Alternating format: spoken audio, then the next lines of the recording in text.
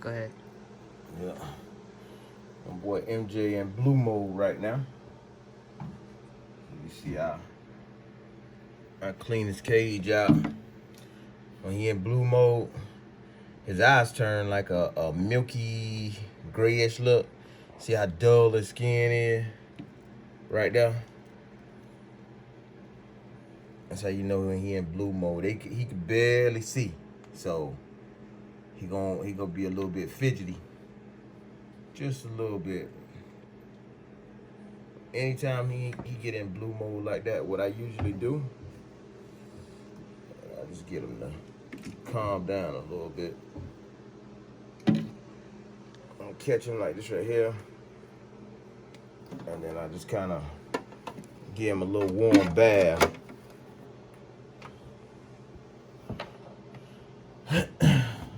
I give him a warm bath. Try not to make the water too hot. As you can see, I set him up in there. What I usually do is I sit down on the floor and just kind of,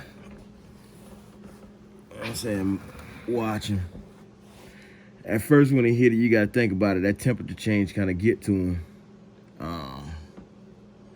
But after a period of time, his body temperature actually settle right on in, and then he start to relax. Kind of like now, you see his whole body just start to kind of stretch out.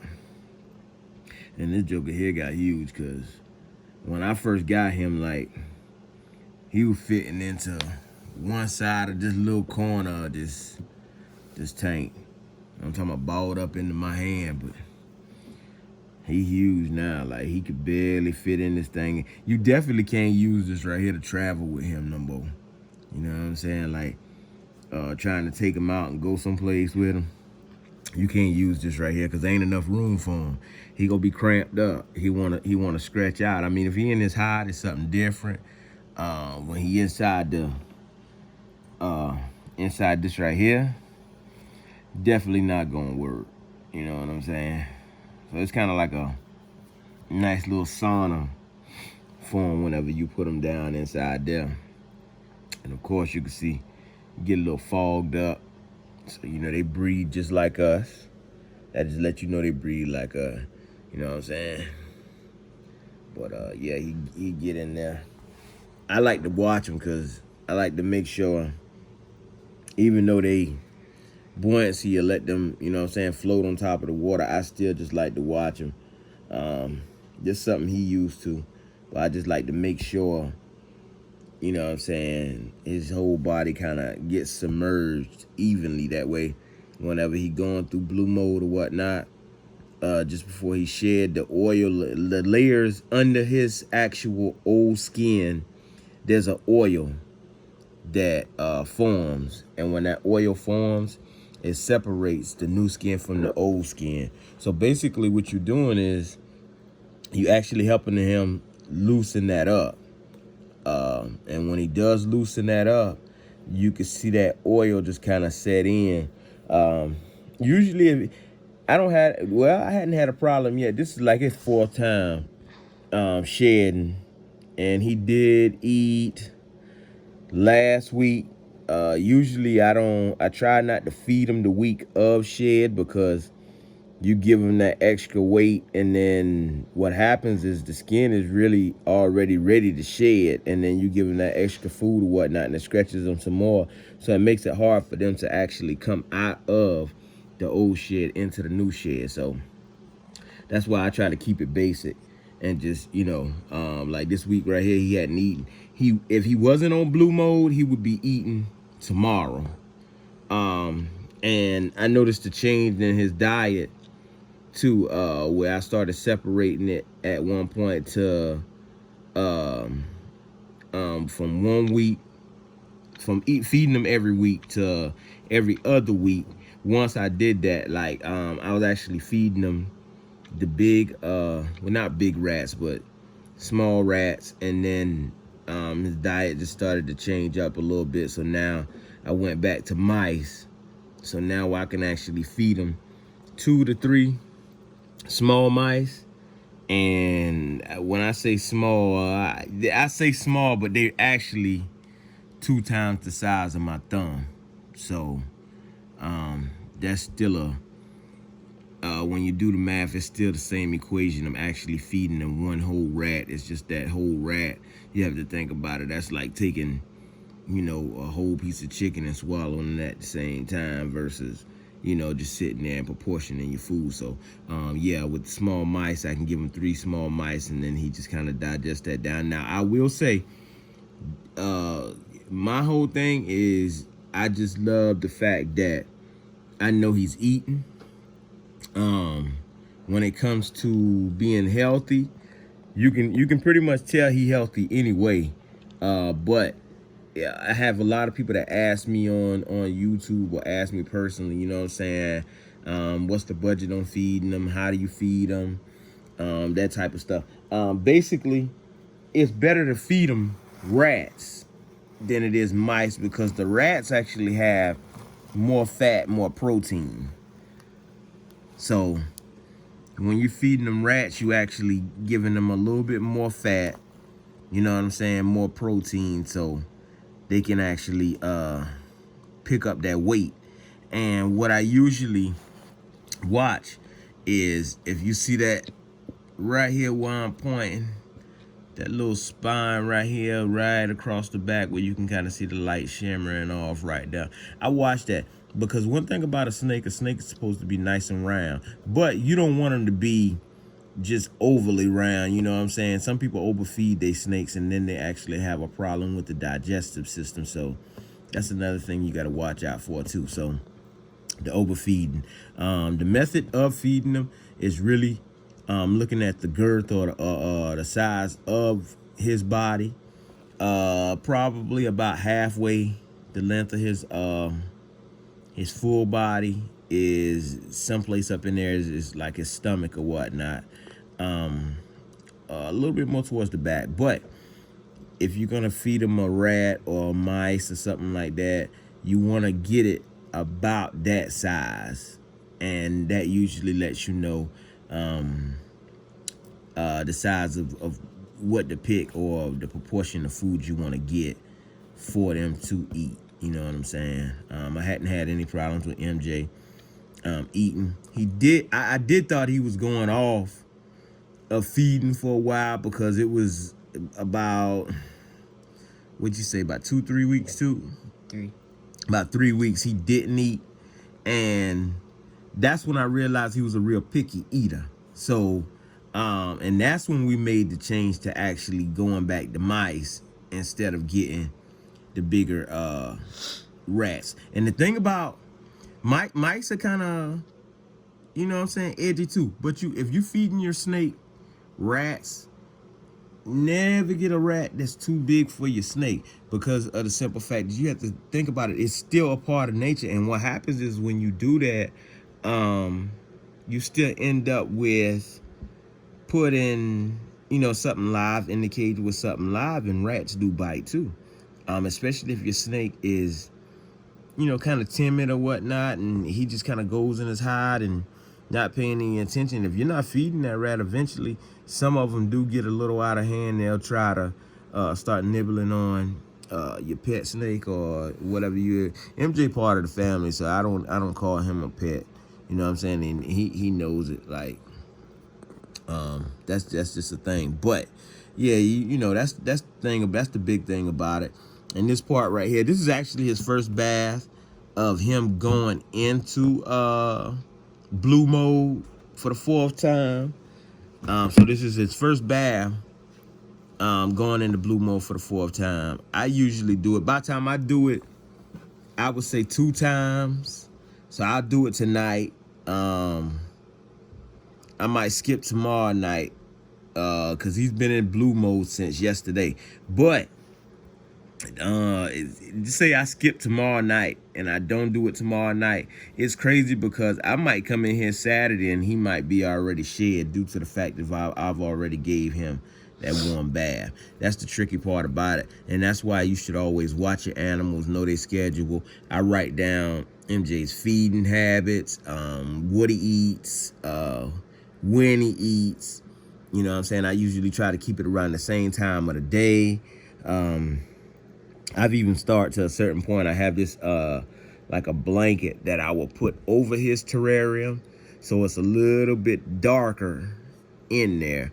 But he's adapt to his environment inside of the terrarium that we have now. And the funny thing about MJ is, you know, just a bright fellow overall, because the house that he started out with, I could build any house and you can make it any size. Like, if it ain't attached to the house that he started out with as a baby, he ain't going for it. He all over the cage or the terrarium, and you know what I'm saying? He just ain't going for it. So I know that he has better sense. So what I had to do is I had to actually cut the front part of the old house, which is a small bowl, and add it onto a bigger bowl, which right now he's really overgrowing the bigger bowl. So I know it's almost time to upgrade on that. And really, when we start to upgrade on the bigger bowl, when this guy here stretches out across that tank, and that's a 40-gallon tank, he has that whole tank fill up. So it's probably about time to really, you know what I'm saying, upgrade the terrarium as well. But we're going to kind of let him grow into this one right here, because he does have a lot of space in there still, to the point to where he can actually climb up on the log. One thing I hadn't seen him done in a while since, and he knows better, I hadn't seen him, well, I did see him, but it's been maybe about a month back, a couple of weeks, whatever. We have a little house in there, or a tree that's in there, and he actually used to climb through that hole. I might actually go in and take some personal tools of mine and actually cut those holes just a little bit bigger, because I hate to get rid of the tree. And I know it's one of those things that he started out with when we actually built his terrarium. So I really want to keep it. So yeah, I might go make some adjustments to that for him or whatnot. But just before I end this video, I'll kind of show you what I kind of do.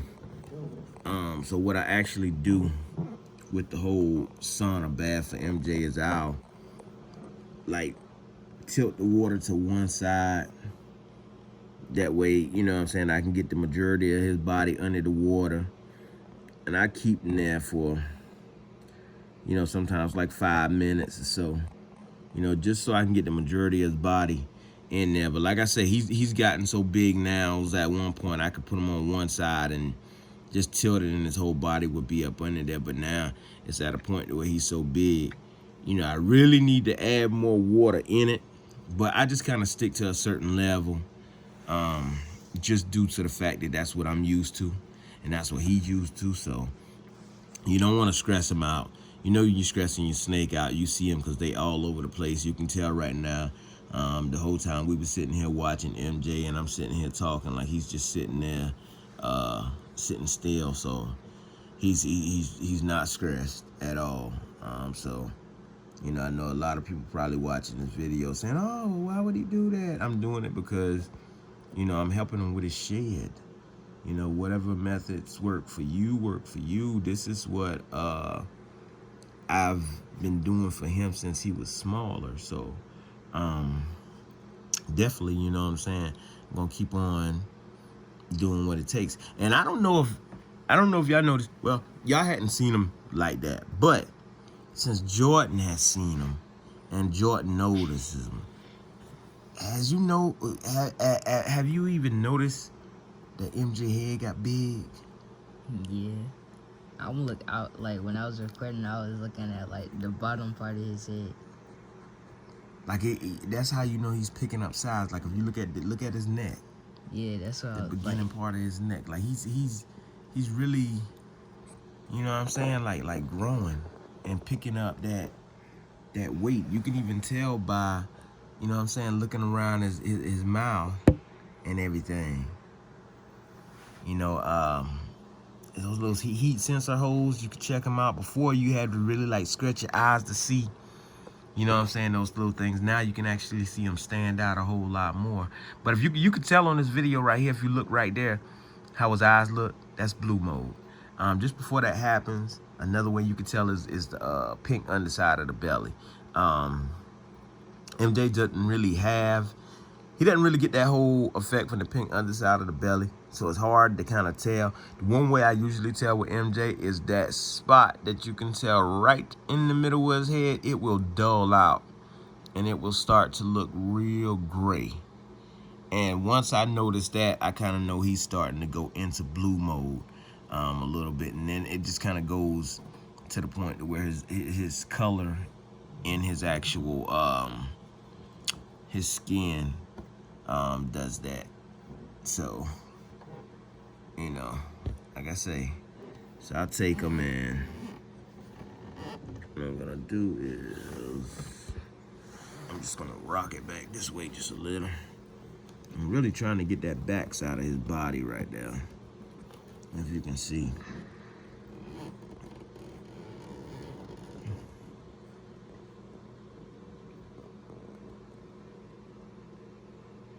So that's pretty much it right there. Yeah, just a method. If you want to try it, you try it. If you don't, you don't. I just figured I'd bring y'all that video, you know what I'm saying, on how I actually prep MJ whenever he's in blue mode to get ready for his shedding. Now, all his shedding has been full sheddings from head to tail, you know what I'm saying? Knock on wood, not to jinx him or anything else like that. But yeah, that's pretty much it on that part right there. So you can kind of see and see if you look under the underbelly right here. I'm kind of showing the underbelly, yeah. You can kind of see a little bit of pink in there. Not too much. You can kind of see it at that point right there. And you can tell how big this boy is, because if you look at it, like this is, now he is that.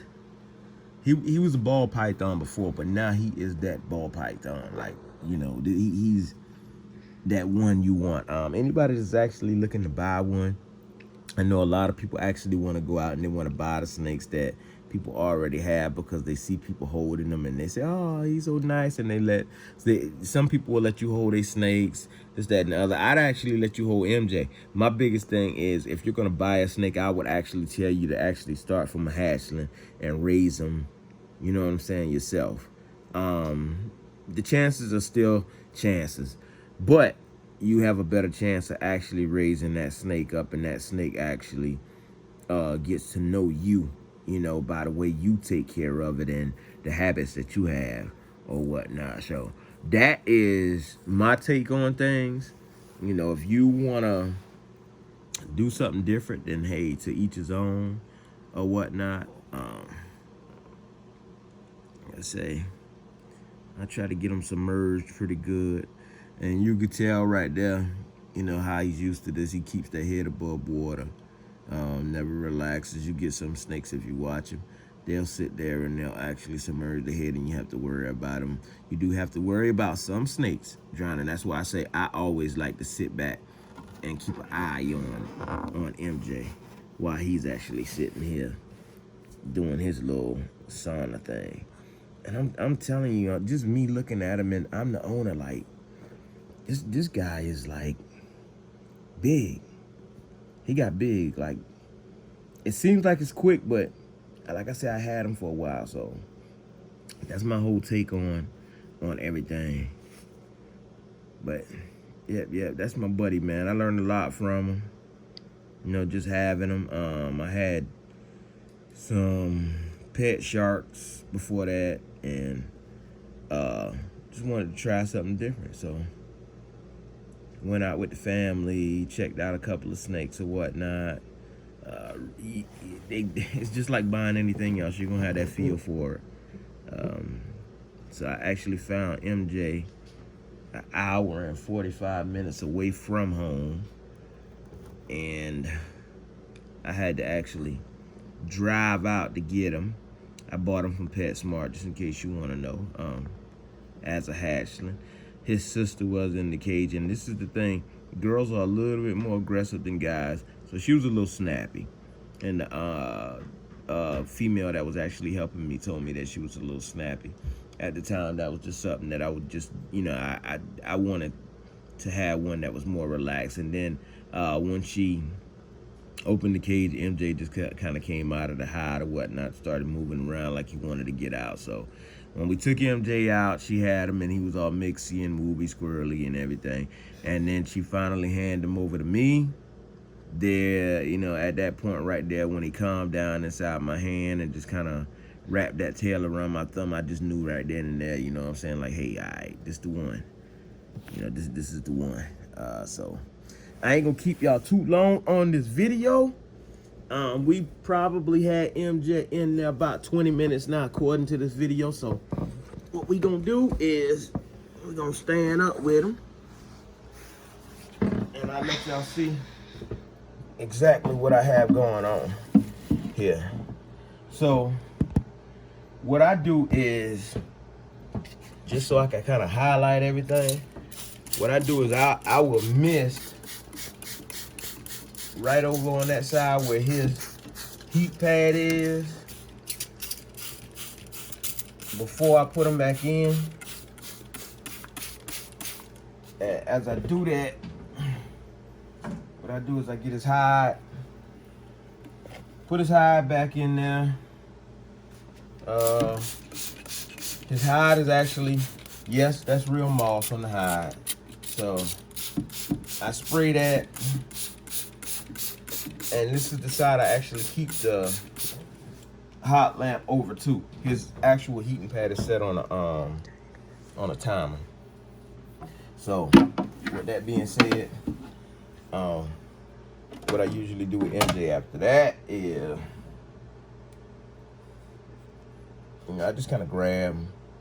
Like I said, you don't want to, he's not aggressive. So my big thing is I just grab him just like usual. And you can kind of see he likes to hold on to the cage and all this other stuff. So I sit him back down in there, off to the side right there. And I just kind of move everything out. This will give you a chance to really see how big he is right now while you're sitting back watching that right there. And this is a 40 gallon, like I say. So I just sit everything back in there.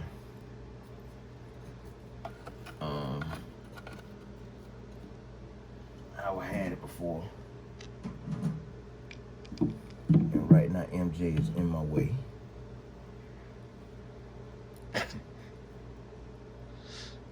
And another thing about being in gray mode, like I told you, they can't really see all that well. So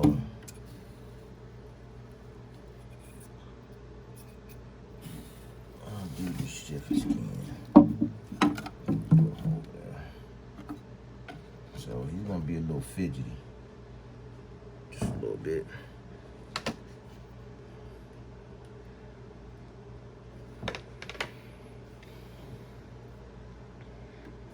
And with him being in the gray mode, you know, I'm gonna take him in,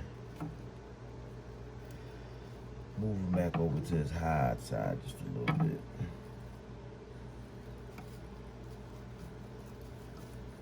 Let me set the top of my cage down for a second.